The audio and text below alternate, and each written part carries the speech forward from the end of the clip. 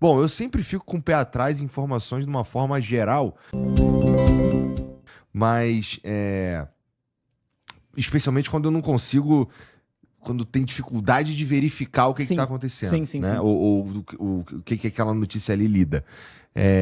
E quando é muito longe assim, fica muito mais difícil ainda. Claro, Então meio que chega lá o que os caras estão a fim de falar, e eu já sei disso, então eu já fico com o pé atrás, claro, e eu né? parto do princípio que eu não sei de porra nenhuma, entendeu? Inclusive, cara, quando caiu a ficha pra mim, que acho que foi o Elias que falou, que ele falou assim, cara, os caras estão aí há 5 mil anos, cara, o que eles estão pensando sobre esse assunto aí que você tá falando, sobre liberdade de expressão, por exemplo, a ideia deles sobre isso daí é completamente diferente da tua, que tá aqui. Você vai pensar de um jeito, o cara lá simplesmente pensa de outro. Então, muitas coisas que eu pensava e falava, era eu tentando impor a minha visão Sim, sim, sim, sim. ocidental sobre a vida dos caras que estão em outro ritmo há muito mais tempo. Inclusive o nome disso é orientalismo. Que é a gente, com a nossa visão, tentar julgar e pensar, pô, eles estão errados por causa disso aí. Tem um pesquisador palestino chamado Eduardo Said, que já faleceu, que desenvolve essa ideia. Que a visão que a gente tem do Oriente Médio, do Oriente Distante, que seria o leste asiático, é uma visão criada pela Europa. E não Faz criada sentido. por eles. Uhum. Né? Tanto é, de novo, que a gente, falando da Segunda Guerra Mundial, pô, assim, quem que sabe aqui que morreu mais de 20 milhões de pessoas na China? Não sabe. O massacre de Nanjing, não sabe. A minha teoria, por exemplo, é que a gente não sabe dessas coisas porque a gente vai começar a ter empatia pelos chineses. A partir do momento que a gente começa a entender que eles sofreram isso tudo, a gente começa a ter empatia. Porque a gente tem isso com os judeus. E tem que ser, né, cara? Morreram 6 milhões de judeus, a gente tem que lembrar isso aí para que nunca mais aconteça. E tem que ter mesmo. Imagina, tem um monte de filme, série, etc. sobre isso. E na China, não.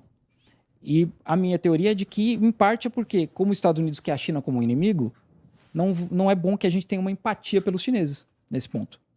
E aí, além disso, se lava a imagem dos japoneses, não se condena muito o japonês, inclusive muitos japoneses eles deixaram de fora dos julgamentos lá que teve na Ásia, porque eles teriam que julgar pelos mesmos crimes que eles cometiam. No caso, a França, a Inglaterra, Estados Unidos. Os japoneses falam isso. Como é que vocês querem condenar a gente pelas mesmas coisas que vocês fazem nas colônias? Então, a ideia que eu entendo é isso, né? Pô, se a gente tiver empatia pelo chinês, como é que vai ficar a ideia de atacar a China? O tal do criar o consentimento na população. Né? Porque a gente está vendo eles fazer isso com a Venezuela. Ah, a Venezuela dá passaporte para o Hezbollah. A Venezuela faz isso, a Venezuela faz aquilo. Isso vai criando um consentimento no povo. Né? Vai mesmo, faz sentido. E aí chega um momento que fala, não, tá certo, tem que parar com isso mesmo, tem que tirar o Maduro do poder, tem que fazer não sei o que lá. Tu vai ao cinema lá na China? Eu fui, última vez, foi para ver esse filme sobre o massacre de Nanjing. Maluco, todo mundo no cinema chorando, inclusive eu, porque é muito violento. Mas tem as legendas em inglês? Inglês. E uma parada interessante é que não tem classificação indicativa no cinema, cheio de criança lá vendo chinês ser decapitado. Tá bom. Não, assim, na internet tem, na televisão tem, no cinema não tem, eu não sei porquê. Mas, tipo, criança assistindo, sabe? Eu acho muito pesado. Porque tem cena deles empalando o bebê. Porque aconteceu de verdade, né? E o negócio é que tem fotos, os japoneses tiravam fotos disso. Então teve muita foto. Inclusive tem um americano que achou um álbum de foto numa casa de penhor e o bicho ficou famosão na China porque ele levou pra China e os caras, pô, isso aqui é real, sabe? Os caras foram autenticar as fotos todas e isso aqui é real. Coisa horrível. Foi um negócio absurdo, cara. E aí a última vez foi pra assistir esse filme. Quando tem... quem são... Eu sei que saindo da China ali, no mundo a gente tem atores famosos como Jack Chan, tem o Bruce Lee. O Jet Li. O Jet Li, né? Mas na China eu não conheço os caras, os principais. Então, mas atores esses caras, eles são respeitados lá na China? São. O Jack Chan é um embaixador não oficial do Partido Comunista. Ele não é membro, né? Agora não lembro se é o Jet Li, que é membro do partido. Um desses... Porque tem mais outro que eu esqueci o nome agora também, que eram 3, assim, cara que lutava Grandão. Kung Fu. De ator. E um deles é membro do partido e é um delegado. É um delegado do partido. Como é que funciona a estrutura do partido lá, cara? Você tem o grupo de 7 lá, que é o Xi Jinping mais 6, que são os caras que realmente mandam.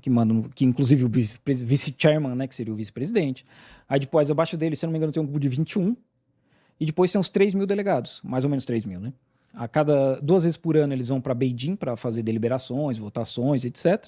Mas eles moram nos seus estados. E qual a função Eles trabalham deles? nos seus estados. É levar essas demandas dos estados, né, para o governo federal. Mas eles trabalham nos estados deles, não moram em Pequim. Eles só vão lá 2 vezes por ano, votar no que tem que votar e depois voltam para casa. E aí, claro, vai ter os governos, vai ter prefeitura e etc. Né? Tá. E a população vai às urnas? Não, né? É tudo eleição indireta. Mas assim, nunca teve eleição na China. Antes era um império, né? 3.000 anos de império, e hoje é o Partido Comunista. Nunca teve eleição direta na China. Hoje existe eleição direta em nível de bairro, em nível de vila, e aí dali para cima é tudo indireto. Aham. Inclusive, a pessoa sem partido pode se candidatar, ou dos outros partidos pode se candidatar. Mas para nível de prefeitura de cidade grande, por exemplo, dali para cima é só o membro do Partido Comunista. Se fosse de outra forma, fica difícil de controlar o que está acontecendo no fim das contas, né? Mas existe isso hoje, né? Coisa que não existia antes. Então, assim, a gente sempre, no fim, a gente tem a nossa base, tem o nosso Sim. viés, e a gente acaba analisando pelo nosso viés, não tem como, né? Então a gente olha, às vezes, pô, porque isso aí tá errado. Mas quando a gente começa a analisar a história, os caras nunca tiveram eleição. Hoje, durante esse tempo do Partido Comunista, é a primeira vez que eles votam em alguma coisa. Mesmo que seja no nível mais baixo. Incluindo Hong Kong. Como eu falei, durante o tempo colonial, não tinha eleição lá. O cara que mandava em Hong Kong era indicado pela Rainha Elizabeth. É um bando de branco que fazia, sei lá, 4% da população. E mandava na parada. E mandava na cidade inteira. Então, assim, é uma evolução se a gente for parar pra pensar. Né? Nos últimos 5.000 anos, 3.000 anos aí que era só império, hoje os caras têm já uma forma como votar. Né? Aham.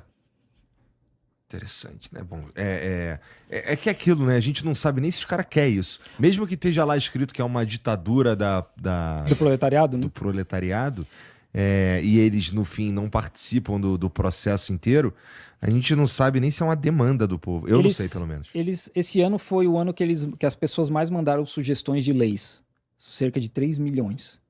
Você pode entrar no aplicativo, no chat, e fazer sugestão de legislação na China, alteração ou leis novas.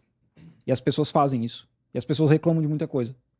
E assim, eu não tô tentando pintar que, nossa, a China é perfeita. Tem um monte de problema. Tem obra na China. Às vezes a gente vê umas obras malucas lá que os caras finalizam em um dia. Tem coisa na cidade que eu morava lá que tá há 5 anos já e não acabou. Então tem esse tipo de coisa. Tem corrupção. Desde que o Xi Jinping assumiu, mais de 1 milhão de pessoas já foram presas e processadas por corrupção. Tem problema. Né? Tem toda essa questão que a gente falou, de LGBT e tal. Mas a gente vê que há um esforço para ir para frente, sabe? Que é um esforço do governo de avançar em muita coisa.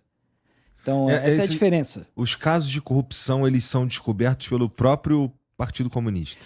Quando é grande, assim, tem muita investigação, né?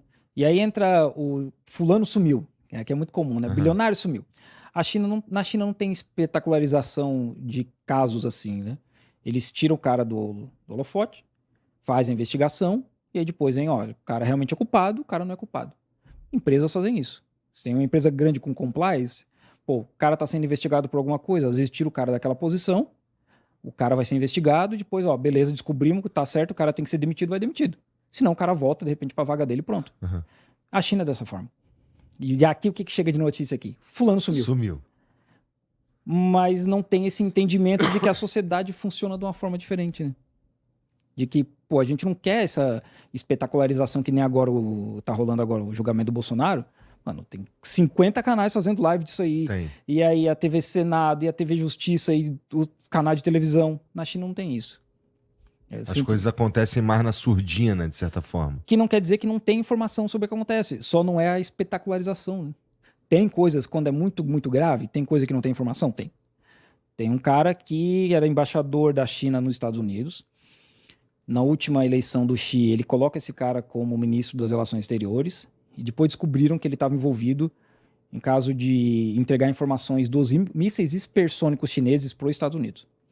Então esse cara tá sumido até hoje e a investigação tá rolando. Então esse é um caso que ninguém sabe onde é que ele tá, porque é um caso muito high level, sabe? Então assim, ninguém sabe. Pode estar comendo capim pela... Provavelmente não. Provavelmente a família dele sabe onde é que ele tá. Mas é o tipo de coisa que a família não pode, nem a família pode dizer, sabe? Entendi. Tipo o Jack Ma quando sumiu. Não foi o governo que mandou ele sumir. Só que ele começou a cutucar o governo, e aí lá na China, empresário não tem poder político, pelo menos não como tem aqui, né? E aí ele entendeu isso, ele mesmo ficou piando por uns 3 meses, e depois ele voltou. Mas não foi o governo que mandou ele fazer isso. Foi porque o cara é chinês, o cara sabe como é que funciona, e ele, pô, é melhor ficar aqui na minha, antes que eu perca mais do que eu já tava perdendo, porque ia rolar o IPO da empresa dele, né, que essa, acho que é a maior do mundo, e o governo cortou. Inclusive tava ameaçando dividir a empresa dele.